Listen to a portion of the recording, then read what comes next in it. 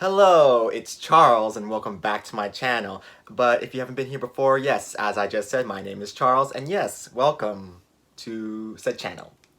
So today I'm going to be showing you guys what else I bought at the Criterion sale that just ended. I mean, my last video, I showed you guys a lot of Criterions I bought and I really wasn't planning on buying any more Criterions. Well, not planning on buying a lot more, but you know, as you'll see in this video, I bought more. I mean, when you put in the factors of the Criterions are on 50% off, and it's winter, so winter depression, and you know, we're in a pandemic, and you know, sometimes materialism is just something to give you a boost and make you feel something. Well, all those things together contribute to the factor of me buying a lot more Criterions this sale than I expected to. Anyways, my bank account is gonna be drained once I pay off these credit card bills for all these Criterions I bought. But you know what? As I said, winter depression plus pandemic equals I don't care. I really do not care. I'll care later when I'm paying off these bills. But for now, my mind's just like, I don't care. Okay, let's get into this whole Barnes & Noble's Criterion sale November 2020 video part 2. And if you haven't watched the first video I posted about my Criterion haul that I did at the start of the month and the start of the sale, then you should go watch it before you watch this one. Or you know, maybe watch this one and then go back to that one, whatever order, because yeah, a lot of content to watch, a lot of commentary that I have, and yeah, all that around. Okay, so the first movie I have is Punch Drunk Love from Paul Thomas Anderson starring Adam Sandler and Emily Watson. I'm really surprised that this is the only Paul Thomas Anderson in the Criterion collection because, to be honest, this is not his best movie, and I'm like, we can do better, we can do better. Seriously, I mean, Punch Drunk Love is like what? Paul Thomas Anderson's, I think, second or third movie. I think that maybe we should have a Hard 8. I feel like a Hard 8 would be a nice Criterion from Paul Thomas Anderson to have, because that's his first one, and I feel like there could be a lot of commentary and special features about that and the making about that and how he learned like about the studio system while making that movie. Or you know, we could go and maybe somehow get Boogie Nights or Magnolia. I would love to have a Magnolia Criterion edition, but you know what? Those movies, I'm just like, I'm dreaming because I think those are all Paramount movies. I don't think they're gonna let those titles go. They're like, we are distributing these movies and y'all ain't gonna distribute them. And it makes me sad, but anyway, Punch Drunk Love. I watched it for the first time on Netflix and the autoplay, there was this beautiful score and I was like, ooh, this is gonna be great. And when I was watching the movie, the score from the autoplay on Netflix wasn't in the movie, and that really just dampened my mood because I was really expecting that score to happen in the movie, but it never showed up. And I was just like, I was duped. I was fooled. The visuals for the movie are great from what I can remember, and I remember Adam Sandler giving a pretty good performance, but you know what? This is a movie I really need to rewatch because me not hearing the score that I was promised really threw me off while watching the movie. So I think it's been over like a year or two since I've watched the movie, and I think it's time to revisit this movie and see if it really is good or not. The next movie I got was White Material from Claire Denis, starring the amazing, iconic, brilliant actress Isabelle Huppert. This movie was actually one of the first Criterions I ever bought way back in 2017, and I sold it because I didn't get it. But you know, after watching more of Claire Denis' work, I'm just like, there's a lot more here, but my mind just isn't open enough to understand. So I was like, you know what, let's rebuy White Material. And I know I could have just watched it on the Criterion channel, but my mom was like, let us support Claire Denis and Isabelle Huppert.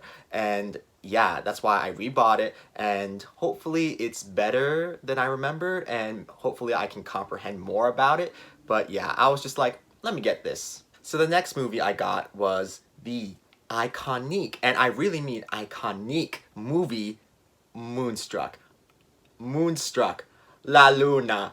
Moonstruck! So the movie is directed by Norman Jewison and stars Cher in her Oscar-winning role. It also has Nicolas Cage in a role that should have got him an Oscar nomination, Olympia Dukakis winning her Oscar nomination, and I forget the person who plays the dad in this movie, but he was Oscar nominated himself, and yeah, this movie is amazing. First off, I gotta say, how come when I'm watching y'all's like Criterion Hall videos, I do not see none of y'all, not a single one of y'all, picking up Moonstruck? I don't understand. Maybe it's because the most of y'all that I'm watching are guys and y'all straight guys, so the taste might not be there. The taste might not be there. I already have Moonstruck on a Blu-ray, but the minute I heard this was going to be in the Criterion collection, my mind was like, well, that Blu-ray's going out the door because I know the Criterion collection edition of this movie is going to be way better restored. And I'm just going to say, I was praying to the Criterion gods in wherever their headquarters are. I was thinking to myself, y'all need to make this happen because Moonstruck is that girl and it needs to be celebrated and it really needs to be cherished by all and future generations. And when they announced it in the Criterion collection, my mind was like, ah, my God. I was at work and I'm pretty sure I almost screamed. Was I at work? Yeah, I was in the office that day. My mind's like, when was this during the pandemic? And I was like, nope, I was in the office during like the announcement that Moonstruck was going to be in the Criterion collection. But yeah, I was just over the moon, La Luna. But yeah, Moonstruck, it really is that girl. And if you're not into this movie, get into it because this movie is everything. Period. So in short, you guys, if you haven't watched Moonstruck already, you should watch it. And if you have watched Moonstruck but you don't think it's worth buying, in the words of Cher, snap out of it! So the next movie I got was The Gunfighter, starring Gregory Peck, and I don't remember who the director is, but y'all can look him up on IMDb or Letterboxd. So I borrowed this movie from the library when I heard it was going to be in the Criterion collection, and when I watched it, I was like, this is better than your typical Western, but I'm not really fully loving it. But you know, the artwork for the movie, I couldn't resist. I was there at the store and looking at it and my mind went, it's beautiful. It is beautiful. So we gotta get it. So it's in my collection now. I'm just like, we will try to see if it grows on me in the future. But yep, I got it. The next movie I got was It's a Mad World? I don't know if I added too many mads, but you know, that from Stanley Kramer starring multiple people. It's an ensemble movie, so multiple people are in this movie. So this was a complete blind buy for me, and I watched the trailer and I said, oh, it's a comedy. Okay, yeah, I could use some comedy in my life right now, so I bought it. And you know, this whole winter blues, winter depression, and this whole pandemic has started to take its toll on me, and my mind was telling me you could use a really good comedy, so hopefully this movie does it for me. But yeah, I got it. The next movie I got was Night on Earth from Jim Jarmusch, I'm pretty sure, starring ensemble people, most notably in my mind Winona Ryder and Gina Rowlands, and I think Rosie Perez, I think Roberto Benigni's in this, but yeah, ensemble cast.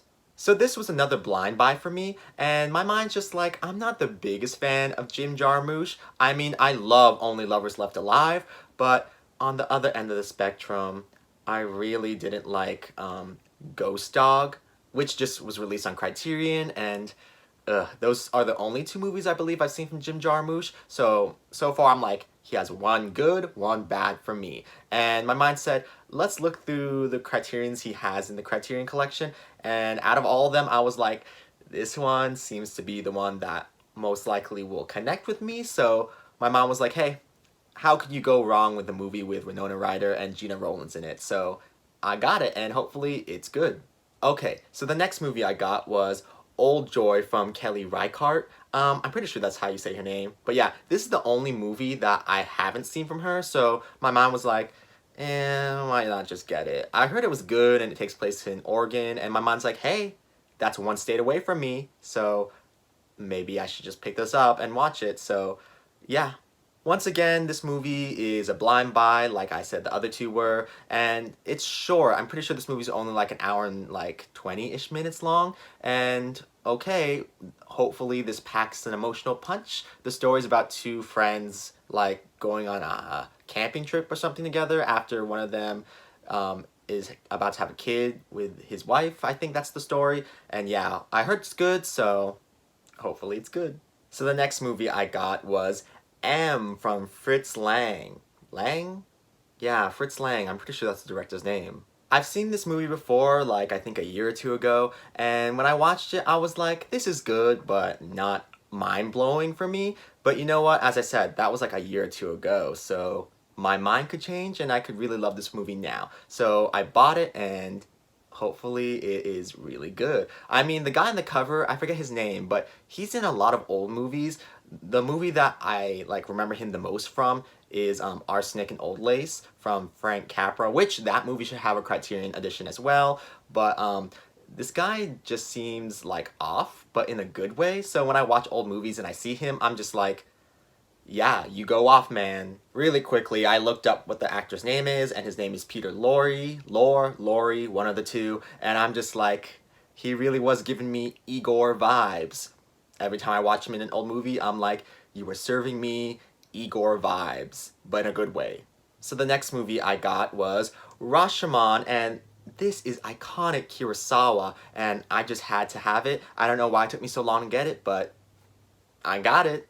Akira Kurosawa is an amazing director, and I've seen quite a few of his movies already. There are a lot more that I have to see, but Rashomon is probably one of his best movies. For me, his best movies are Rashomon and High and Low, and even though I'm not the biggest fan of the movie, Seven Samurai, because even though I'm not like cheering for that movie or anything, that movie is undoubtedly brilliant, so I have to mention Seven Samurai. But yeah, Rashomon, this movie, the jokes that have been made about Rashomon, like on Family Guy, it's because Rashomon is that girl. Rashomon is that girl. And you know you're that girl when people talk about you. And this movie came out, what, like, I think in the 60s or like later than that. And people are still talking about this movie, so the impact.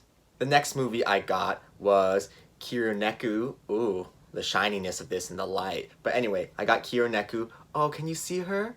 Oh, there she is! There she is! But yeah, I got this movie because I was watching someone's Criterion haul and they said they got this and I was like, wow, this artwork looks amazing. So I went on the Criterion channel and I was like, is this available to watch? And I was like, yes it is. So I watched it and I was like, this is great. So I went back to my Barnes & Nobles and I was like, I thought I saw one and this was the last copy they had left and it's in really good condition too.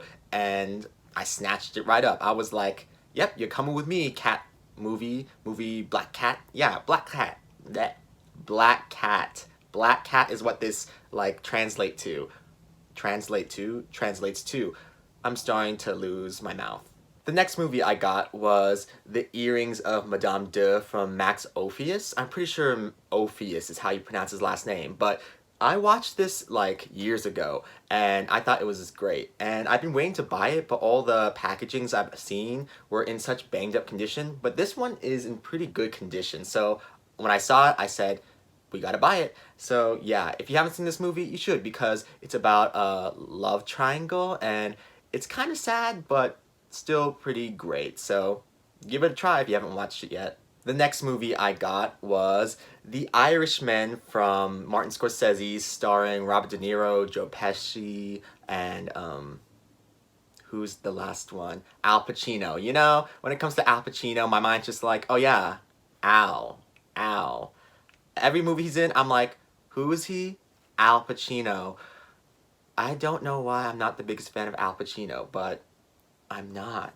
I remember when Martin Scorsese was like, ah yes, this movie is meant to be seen on the big screen, and then it went to Netflix and my mom was like, interesting choice. And when I first watched The Irishman, I was at work watching it under my desk on my phone.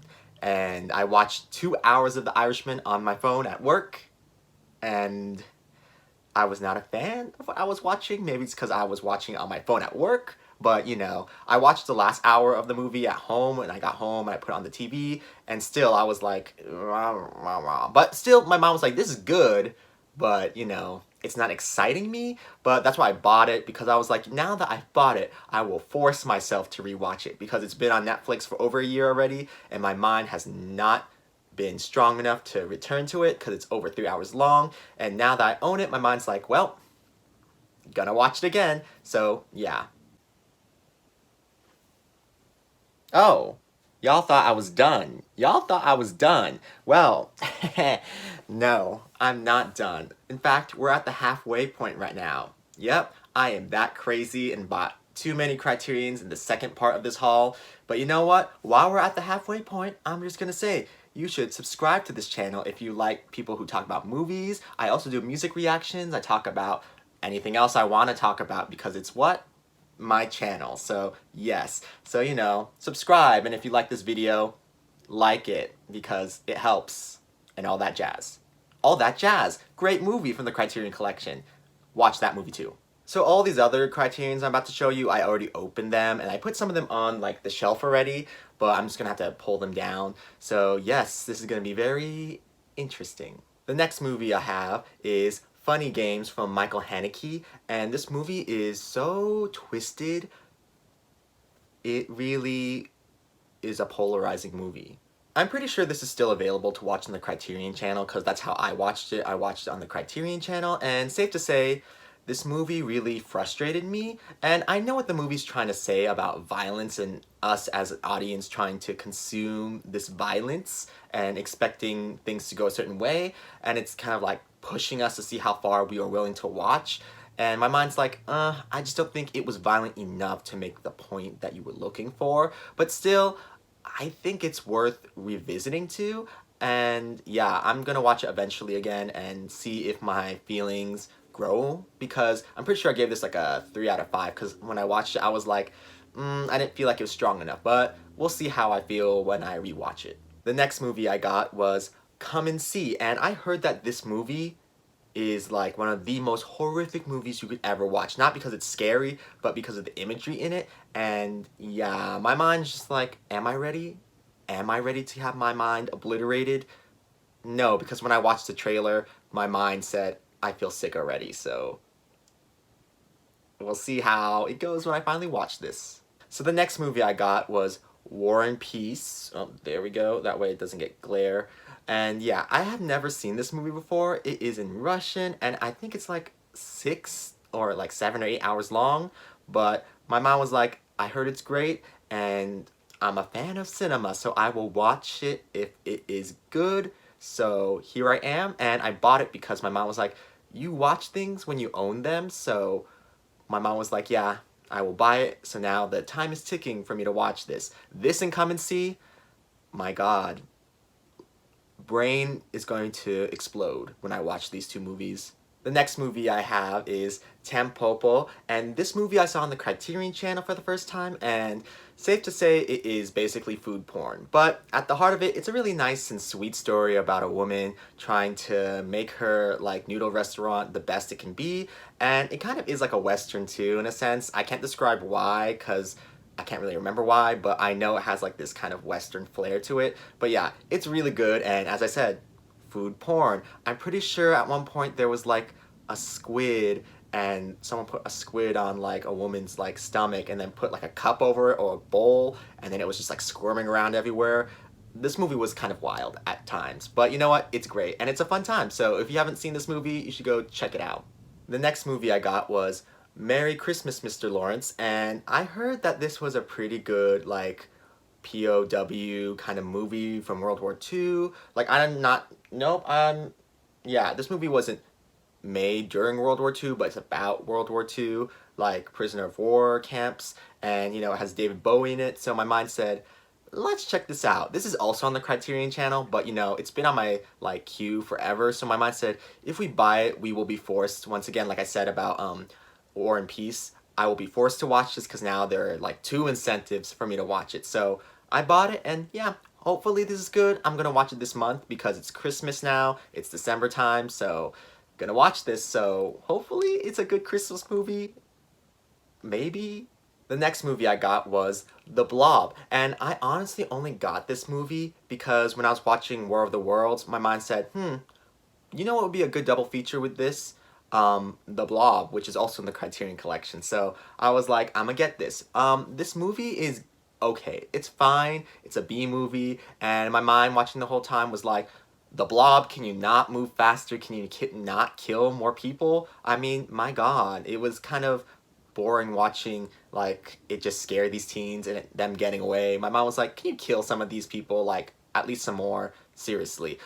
Recently I just watched The Fog and my mind was like, The Fog said, the Blob, get out of here. I'm gonna show you guys how to kill people. And yes, but yeah, The Blob, it's a fun time, but I legit only bought this as a double feature for when I watch War of the Worlds again, but yeah, it's cute. The next movie I got was Madawan, and I don't really know much about this other than it has historical context and that it's directed by John Sayles and it stars Chris Cooper and Mary McDonald. But yeah, I heard this was really good, and when I watched the trailer, I was like, I mean, it looks good, so why not? Let's get some history in, like, my mind. Yes. The next movie I got was Let the Sunshine In from Claire Denis, starring Juliette Binoche. And no, I have not seen this movie yet, but it's been on Hulu forever, and it's been on my queue on Hulu, but I just haven't been able to watch it because I couldn't force myself to watch it. But now that I own it, I'm probably going to be more inclined to watch it now, so I will see how I feel about it. The next movie I got was Dreams from Akira Kurosawa. Once again, Akira Kurosawa. But once again, a blind buy. But I saw the trailer for this movie and I was like, 6 vignettes put into one movie, all composed from Akira Kurosawa's dreams, and the visuals looked gorgeous, so my mind said, yeah, let's blind buy. Once again, this pandemic and this like winter sadness, winter depression that I'm going through has really made me susceptible to just being like, okay, yeah, I'm just gonna buy it. Like, I should be borrowing these from the library first, but my mom was just like, whatever, whatever. But yeah, Dreams. I got Dreams now, so hopefully it's good. So the next movie I got was The Passion of Joan of Arc. And I have actually never seen this movie, but I've heard so many amazing things about it, so I was like, yeah, I'm gonna get it. It's only an hour and like 20 minutes, so I was like, okay, let's get on this ride, Joan of Arc. So, the last thing I got at the sale, oh my god. You might think that I have money, but sadly I don't. I am broke, really broke now that I've shown you everything I bought at this sale. Like, if you add all the movies from this sale and all the movies from the first part of the sale, I'm broke. I'm broke. But you know what? I couldn't walk away without getting this, which would be the Fellini box set. I mean, oh my god, look at this. Look at it. Look at how amazing this looks. And yeah, I just could not leave the sale without getting this. When it comes to Fellini, I've seen 8.5 and I've seen La Strada, and I've seen Knights of Calabria, and that's it. I own La Dolce Vita. That is legit one of the first Criterions I ever bought, and yet it's been sitting on this shelf for 3 years, not been watched. But now that I have all, I think 15 movies are in this box set, and they're all in 4K restoration, so I pretty much have a better incentive to watch La Dolce Vita now, and I probably will watch all 15 movies in this box set just to see, like, all of them. So, yeah, this cost me a lot, but you know what? My mind's like, it is worth it because the case looks beautiful and the movies in Fellini are amazing, so how could I pass it up? How could I? Okay, you guys, and with that, that is all the movies I bought from the Barnes & Noble's Criterion sale and the second back end, so yes, I probably seem crazy for the amount I bought, but you know what? Once I said winter depression plus pandemic equals me being like, materialism will solve everything. And you know what? This is what credit cards are for, to hold off until you have the money to pay for all of these. So, yes. Yes. So what about you guys? What else did you get at the back end of the Criterion sale? Oh my god. The amount I bought... That's what credit cards are for, you guys. That is what credit cards are for. And you know what? My credit cards will stave off all the payments until January. So I'll have enough money to pay off all these in January. So, you know, it'll be fine. Okay, thank you guys for coming to my channel and watching this video. And yeah, if you like what you see here, then go ahead and subscribe to my channel because I talk about movie stuff whenever I want to. I do music reactions, you know, all that junk I said in like the middle of this video. And you know, if you have a Letterboxd and you think I have an interesting view of movies, then follow me on Letterboxd because I am always watching at least one movie a day. So my mind is always on Letterboxd every day. I'm always on there writing a review for a movie I watched, or I'm simply on there looking at what other people that I follow have said about the movies they've watched today, that day, whatever. But yeah, follow me. So, until the next time, you guys, thanks for coming around, and I will see you in the next video. Okay, bye.